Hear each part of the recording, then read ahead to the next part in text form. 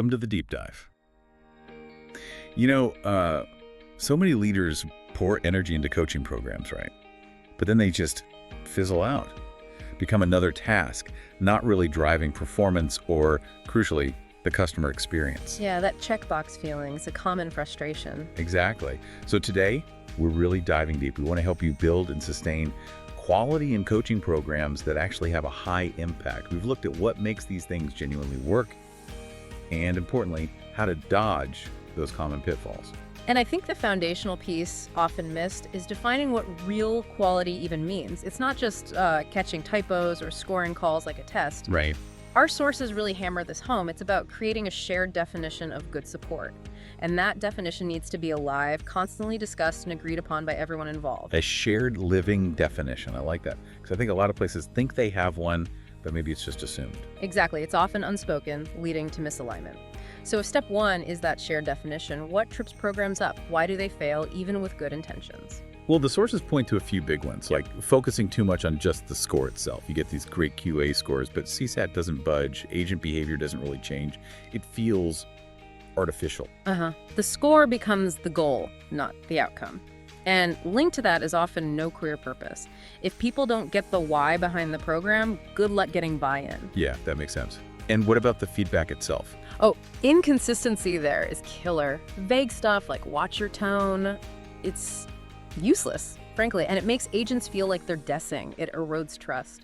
So you get the score, maybe a vague comment, and then nothing. That's the other big failure point. No follow-through on coaching, the score gets delivered, but no real development happens. And ultimately, if you can't connect all this quality effort back to what leadership cares about, like retention, CSAT improvements, efficiency gains, QA just looks like a cost, not a strategic asset. Okay, so connecting insights to action, that seems key. How do we make that leap from just, feedback noise to actual improvement? Yeah, feedback is just noise without context and actionability. It needs to be part of a coaching conversation.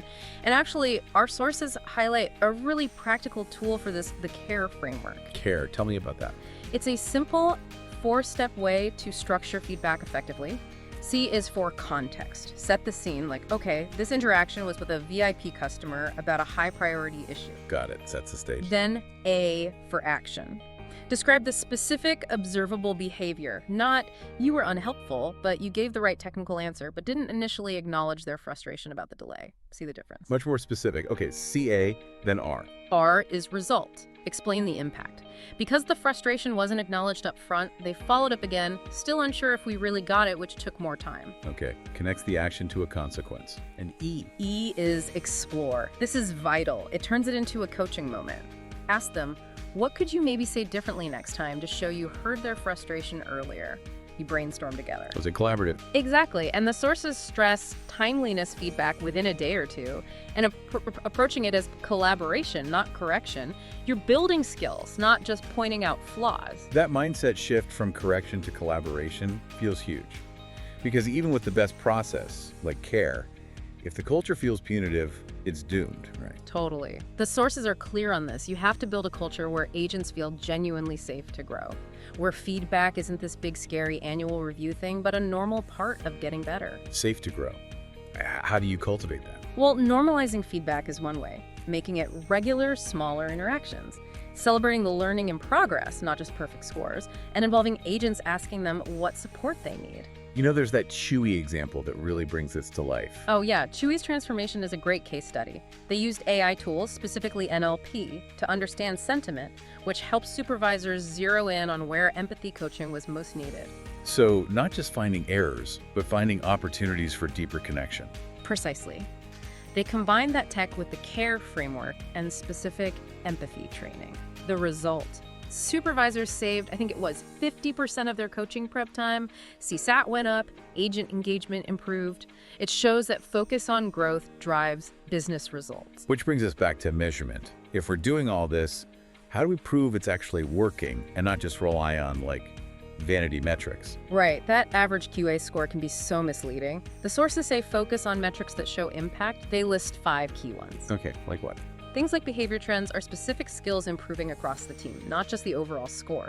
Coaching effectiveness, are the agents getting coached actually improving faster than those who aren't? That makes sense. Tracking if the coaching itself works. Exactly. And the big one, QA to CSAT correlation. Can you draw a direct line between your quality improvements and happier customers? Ah, connecting the dots. That's how you translate quality into business value.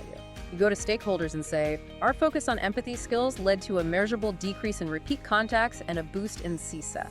That gets attention. So it's really about building a whole system, isn't it? Defining good, observing it effectively, coaching collaboratively, and then measuring the actual impact on the business and the customer. It's a dynamic system, yeah. Empowering agents and aligning with those bigger goals. It truly sounds like an engine for growth when done right. Yeah. Okay, let's leave our listeners with something to think about. What would it honestly take for agents on your team to actively seek out feedback instead of kind of dreading it? That's a powerful question. And for anyone wanting more details on the frameworks, those key metrics, and practical steps, check out the caption below this deep dive. We've put more resources there for you.